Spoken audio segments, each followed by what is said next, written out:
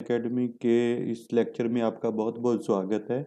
आज जो हम टॉपिक जो कवर करने वाले हैं वो topic virus, viroid, prions and lichens के बारे में है। जैसा कि हमें पता है कि हम जो आज टॉपिक जो कवर कर रहे हैं, जो चीज़ें हम आज का इस लेक्चर में कवर कर रहे हैं, इन टॉपिक्स में कवर कर रहे हैं, वो बायोलॉजिकल सिस्टम ऑफ क्लासिफिकेशन है। तो बायोलॉजिकल सिस्टम ऑफ क्लासिफिकेशन में मेजॉरिटी ऑफ थिंग्स कवर कर दिए गए हैं, बट जो virus, viroid, prions and lichens जो है ना, वो किसी न किसी तरह से किसी न किसी क्लासिफिकेशन में मिस हैं। तो इसके लिए इनको एक अलग तरह से की कैटेगरी में डाला गया है, तो उसके बारे में आज हम डिस्कस करेंगे। ये जो चैप्टर है, चैप्टर प्लस 1 का चैप्टर नंबर 1 बायोलॉजिकल क्लासिफिकेशन है। इसका जो लेक्चर है आज लेक्चर 7th और फाइनल लेक्चर है, जिसमें हम कवर करेंगे वायरसेस को, वायरॉइड्स को कवर करेंगे, प्रायोन्स को कवर करेंगे और लाइकेंस को कवर करेंगे। ये सबसे छोटा टॉपिक रहने वाला है ये इस चैप्टर का, बट स्टिल इम्पोर्टेंट है। इसके बारे में हम अभी स्टेप बाय स्टेप स्टडी करते हैं। सबसे पहले हम वायरस की बात करें, virus, viroid, prions and lichens की अगर बात करें तो इनको ना 5 किंगडम क्लासिफिकेशन में मेंशन नहीं किया गया है। क्यों नहीं किया गया है? क्योंकि ये कहीं भी फिट नहीं बैठती है। ना तो प्रोटो जोआंस में फिट बैठती है, ना किंगडम मोनेरा में फिट बैठते हैं, ना बैक्टीरिया में फिट बैठते हैं, ना एनिमलिया एंड प्लांटिया में फिट बैठती है।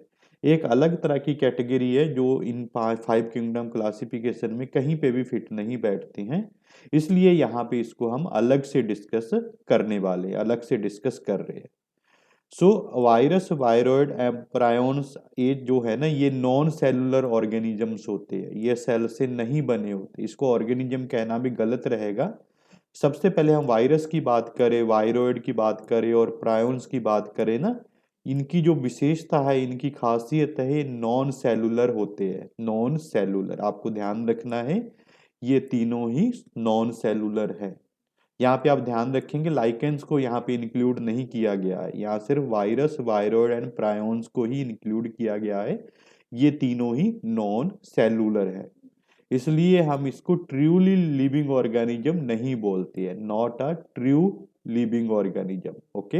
ये लिविंग नहीं होते, एक तरह से इनको हम नॉन लिविंग ऑर्गेनिजम्स की कैटेगरी में कर सकते हैं, ओके। इसी वजह से they are not included in biological system of classification. तो इसको हम एक अलग अलग से इस टॉपिक को स्टडी कर रहे हैं, ठीक है। सबसे पहले ये नॉन लिविंग रहेंगे, ये इनमें सेल नहीं होता है और इनको हम किसी भी क्लासिफिकेशन में इंक्लूड नहीं किया गया है, इसलिए हम इनको अलग से स्टडी कर रहे हैं, ठीक है।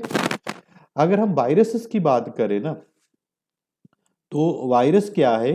सबसे पहले तो इनर्ट है, ज्यादातर इनर्ट रहते हैं एंड क्रिस्टलाइन स्ट्रक्चर है, ओके। अगर हम सेल के बाहर बात करें, सेल के बाहर बात करें, विदाउट सेल, ये इनर्ट एंड क्रिस्टलाइन स्ट्रक्चर्स हैं, ठीक है। जैसे कि हमने पुरानी वाली स्लाइड्स में भी, प्रीवियस स्लाइड में भी बोला है, ये नॉन सेलुलर होते हैं, इसमें कोई सेल तो होता नहीं है। सेल नहीं होता है तो इस वजह से ये क्या है? इनर्ट एंड क्रिस्टलाइन स्ट्रक्चर हैं, ओके। क्या है? Inert and crystalline structure, okay. और दूसरी बात है, वायरसेस हैं ऑब्लिगेट पैरासाइट हैं। ये हमेशा इसको इसको लिविंग ऑर्गेनिज्म की तरह बिहेव करने के लिए पैरासाइट की फॉर्म में एग्जिस्ट करना पड़ेगा। फॉर एग्जांपल, मैं आपको यहाँ पे एग्जांपल देता हूँ। जैसे कि ये टेबल है या कोई सरफेस है, वुडन सरफेस, यहाँ पे ये वायरस पड़ा हुआ है। ये वायरस क्या है? नॉन लिविंग है,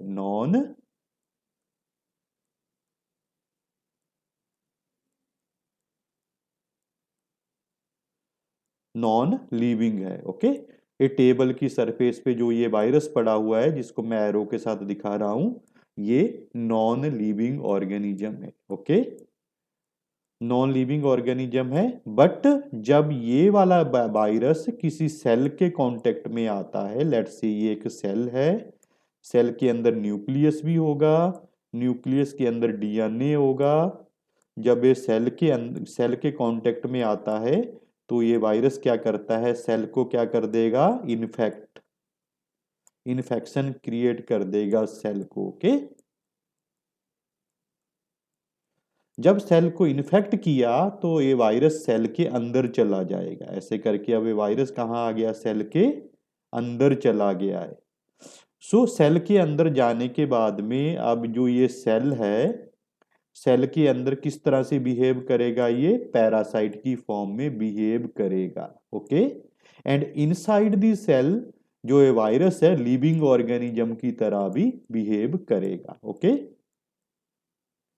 सो आपको ध्यान में रखना है जो वायरस है वो सिर्फ और सिर्फ इन्फेक्ट करने के बाद, जब वो सेल को इन्फेक्ट करता है, जब वो सेल के अंदर इन्फेक्शन क्रिएट करता है, उस कंडीशन में वायरस लिविंग ऑर्गेनिज्म की तरह बिहेव करता है। Okay, but outside the cell, जब वो सेल के आउटसाइड रहता है, किसी टेबल के सरफेस में कहीं पे भी इधर उधर हेयर एंड देयर, तो वायरस नॉन लिविंग ऑर्गेनिज्म की तरह बिहेव करता है। सो यहाँ पे एक बात आपको याद रखनी है, inside the cell under the condition of infection the virus is living organism, but outside the cell when it is present in some non-living object, it can behave as a non-living organism. So outside the cell on dead surface it is a crystalline and inert, inside the cell it is a living organism, behave like a living organism. Okay,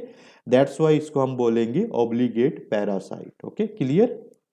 They infect a cell, जब वो cell को infect करता है ना, तो cell की जो DNA वाली मशीनरी है, they infect a cell and take over the machinery of the host cell replication. Okay, cell को इन्फेक्ट करेगा, सेल को इन्फेक्ट करने के बाद में जो सेल होता है उसकी जो रेप्लिकेशन की मशीनरी है उसको हाईजैक कर लेता है। रेप्लिकेशन का मतलब होता है एक सेल से दो सेल बनना, एक डीएनए से दो डीएनए बनना। डीएनए जब एक से दो, दो से चार बनते हैं, डीएनए अपनी कॉपी बनाता है, तो उसको रेप्लिकेशन की मशीनरी बोलते हैं। तो पहला स्टेप क्या है, outside the living organism virus non living है, बट जब सेल को इन्फेक्ट करता है तो लिविंग ऑर्गेनिज्म की तरह बिहेव करता है, और वो क्या कर लेता है, हाईजैक कर लेता है सेल की रेप्लिकेटिंग मैकेनिज्म को, डीएनए को हाईजैक कर लिया उस तरह से, है ना। तो अल्टीमेटली ये क्या कर देगा, इन्फेक्शन के बाद जो जिस सेल को उसने इन्फेक्ट किया है, जिसको होस्ट सेल बोलेंगे, उसको किल कर देता है। ओके, तो ये एक सिस्टम है, ठीक है। तो लुइस पास्चर एक साइंटिस्ट थे जिन्होंने वायरस नेम दिया था। Okay, gave the name virus, that means venom और poisonous fluid. Okay, so different structure में वायरस देखने को मिलते हैं, सर्कुलर भी हो सकते हैं, ये कोरोना वायरस जैसी स्ट्रक्चर भी हो सकती है, और ये फेज टाइप वायरस इस तरह के हमें देखने को मिलते हैं, ठीक है। वायरस के बारे में आगे भी हम डिटेल में स्टडी करेंगे जब हम वायरस का एक पर्टिकुलर टॉपिक पढ़ रहे होंगे, रिट्रोवायरस कौन कौन से तरह के वायरस होते हैं। बट इस चैप्टर के स्कोप में आपको क्या समझना है, वायरस क्या होते हैं। Virus outside the cell non living organism होते हैं, बट जब सेल को इन्फेक्ट कर देते हैं उसके बाद वो लिविंग ऑर्गेनिज्म की तरह बिहेव करते हैं, और जिस सेल को इन्फेक्ट करेंगे उसी सेल की जो रेप्लिकेटिंग मैकेनिज्म है उसको हाईजैक करेंगे। ओके, तो अल्टीमेटली इन्फेक्शन के बाद सेल को, जो जिस सेल को इन्फेक्ट करते हैं उसको किल भी कर देती है। ओके, तो लुइस पास्चर ने वायरस नाम दिया था जिसका मतलब होता है पॉइजनस फ्लूइड, वीनम और पॉइजनस फ्लूइड। ओके, ध्यान रखना।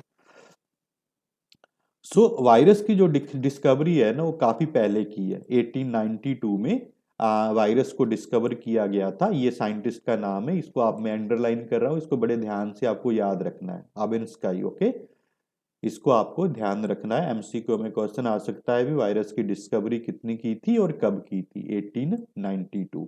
ओके, उसने क्या किया था, इस साइंटिस्ट ने एक वायरस, एक माइक्रो ऑर्गेनिज्म और एक वायरस को डिस्कवर किया था जो कि मोजाइक डिजीज क्रिएट करता था टोबैको में। टोबैको में कौन सी डिजीज क्रिएट करता था, मोजाइक डिजीज। सो इस वायरस का नाम दिया गया tobacco Mosaic virus. Okay, tobacco Mosaic virus. जो ये वायरस है ये पहला वायरस था जो डिस्कवर हुआ था, इसको आपको ध्यान में रखना है। ओके, तो इसके फीचर क्या क्या थे, इसके फीचर थे कि ये बैक्टीरिया से स्मॉलर देन बैक्टीरिया होता है और बैक्टीरिया प्रूफ फिल्टर को पास कर लेता है, pass through the bacteria proof filter. Market में कुछ हमें फिल्टर्स मिलती हैं जिससे बैक्टीरिया पास नहीं हो सकते, बट क्योंकि वायरस स्मॉल इन साइज है तो उस वजह से बैक्टीरिया प्रूफ फिल्टर को आसानी से पास कर लेते हैं। सो पहला वायरस कौन सा डिस्कवर हुआ था?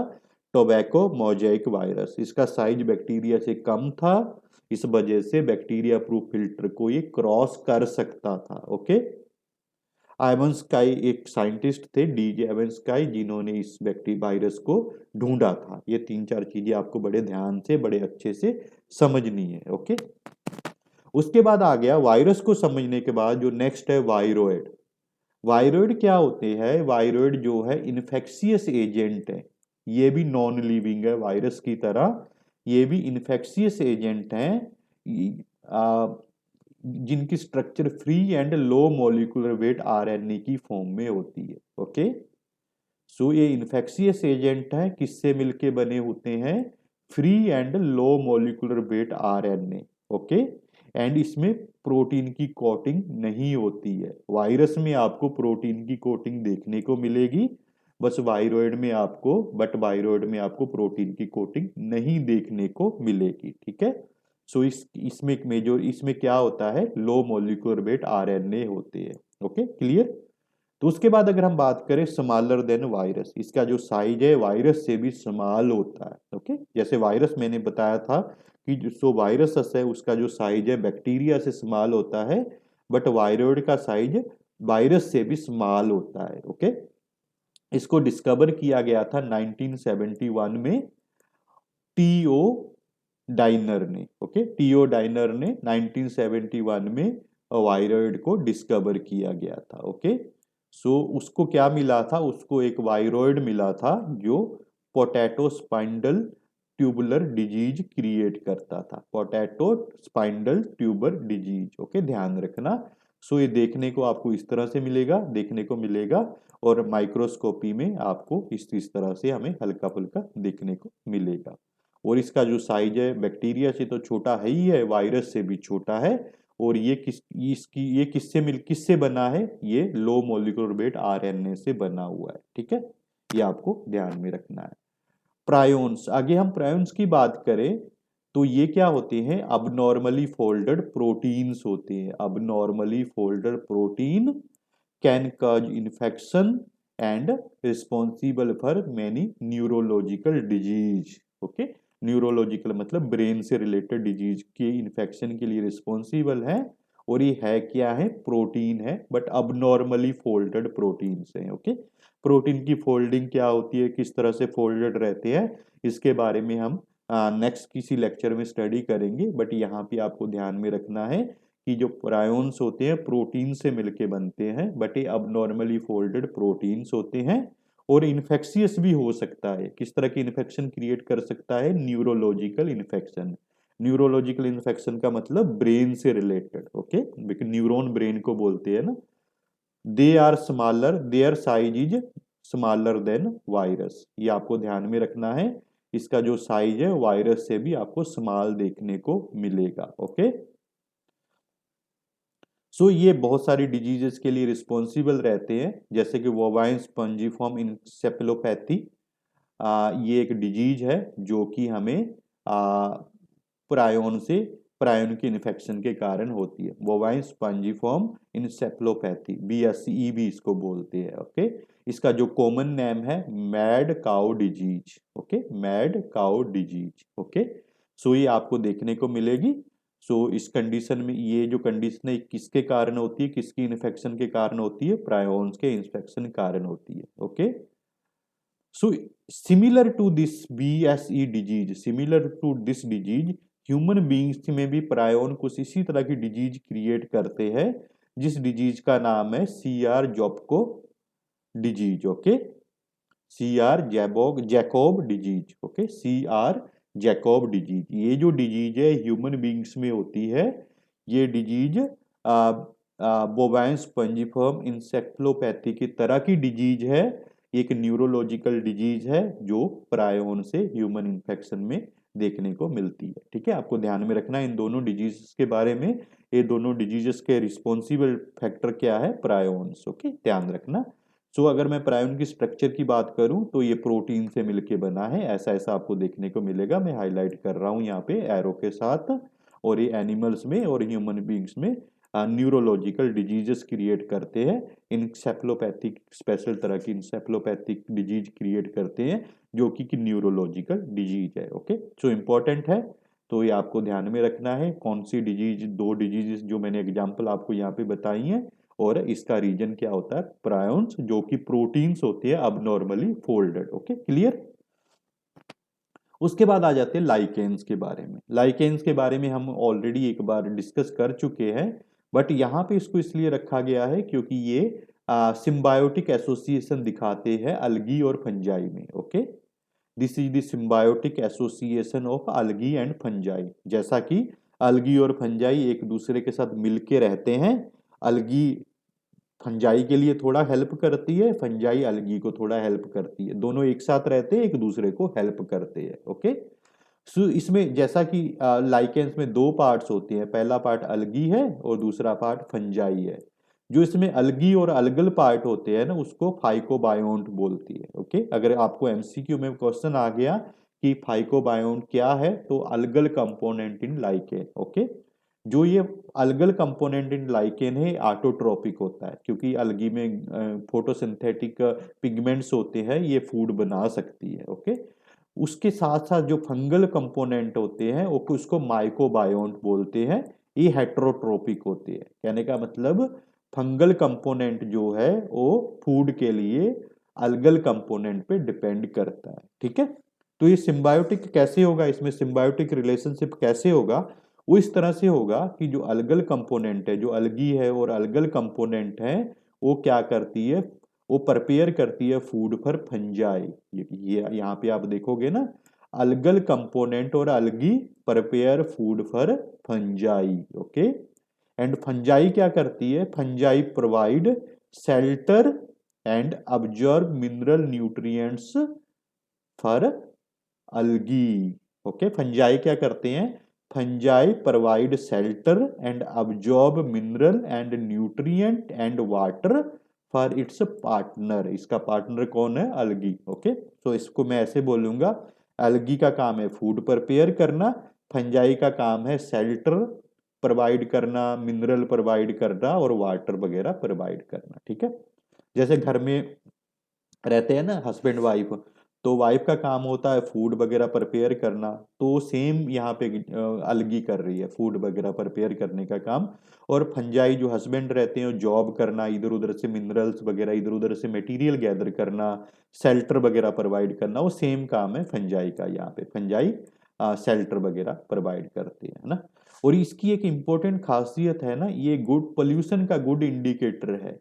पोल्यूशन का गुड इंडिकेटर क्यों है? जहां पे इसको पोल्यूशन मिलेगा वहां पे ग्रो नहीं करेगा। ओके, अगर आपको लाइकेन देखने को मिला किसी एरिया में, जैसे कि हम कहीं घूमने जाते हैं कोई अच्छी जगह पे, अगर वहां पे आपको लाइकेन देखने को मिले, तो आप मान लेना, आपको समझ में आ जाएगा कि वो एरिया पोल्यूशन फ्री एरिया है, क्योंकि पोल्यूशन वाले एरिया में लाइकेंस जो ग्रो नहीं करते हैं। ठीक है, सो ये सिम्बायोटिक रिलेशनशिप है अलगी और फंजाई में, जिसमें जो अलगी का काम होता है फूड बनाना और फंजाई का काम होता है शेल्टर प्रोवाइड करना, न्यूट्रिएंट्स प्रोवाइड करना और वाटर प्रोवाइड करना। ठीक है, तो आपको इस तरह से देखने को मिलेगा माइक्रोस्कोप में। जो येलो कलर में आपको देखने को मिल रहा है वो फंजाई है, जो ग्रीन कलर में बीच बीच में देखने को मिल रहा है वो एल्गी है। ओके, फंगल हाइपा आपको देखने को मिल रहा है, बीच बीच में अलगी है। देखोगे ना आप, फंजाई ने अलगी को शेल्टर वगैरह प्रोवाइड किया हुआ है, बिल्कुल एक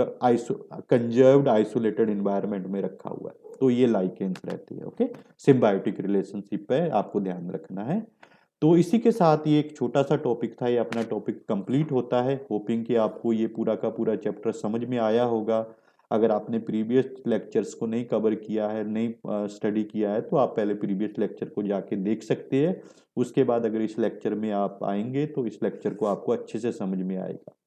तो इसके साथ साथ मैं आपको रिक्वेस्ट करूंगा कि अगर हमारे लेक्चर्स आपको यूजफुल लग रहे हैं तो आप इसको प्लीज़ शेयर करें, सब्सक्राइब करें और बेल आइकन को भी एक्टिवेट करें, ताकि जब भी हम अपनी वीडियोस इस यहाँ पे अपलोड करें तो उसका आपको नोटिफिकेशन मिलता जाएगा। ओके, तो साथ के साथ हम काफ़ी और चीज़ें भी बैकएंड पे कर रहे हैं। फेलोशिप्स जो इंटरनेशनल और नेशनल स्कॉलरशिप्स और फेलोशिप्स रहती हैं जो टारगेटेबल रहती हैं, उसके बारे में भी हम आपको टाइम टू टाइम अपडेट करते रहेंगे। उसका भी बैकएंड पे पूरी टीम वर्कआउट कर रही है। वो साथ के साथ केमिस्ट्री और मैथमेटिक्स वो टॉपिक भी हम यहाँ पे धीरे धीरे कवर करते रहेंगे। ओके, सो काफ़ी इंटरनेशनल और नेशनल फेलोशिप्स के बारे में आपको पूरा अच्छे से बताया जाएगा, और उसके साथ साथ काफ़ी और चीज़ें हैं जो टाइम टू टाइम आपको मिलती रहेंगी। ठीक है, क्योंकि जो हमारी पूरी टीम है वो इंटरनेशनली स्टडीड पर्सनल्स की है। जैसे कुछ फैकल्टी मेंबर्स आईआईटी जैसे इंस्टीट्यूट से स्टडी किया है, कुछ फैकल्टी मेंबर्स जो यहाँ पे पढ़ा रहे हैं वो इंटरनेशनल यूनिवर्सिटीज़ में कनाडा, यूएसए और ऑस्ट्रेलिया इस तरह की यूनिवर्सिटीज़ में एक्टिव हैं, तो आपको काफ़ी अच्छे से गाइड करते रहेंगे। तो बस आप हमारा चैनल सब्सक्राइब करें, इसको फॉलो करते रहें, तो टाइम टू टाइम आपको काफ़ी यूजफुल कंटेंट यहाँ पे मिलता रहेगा। Thank you.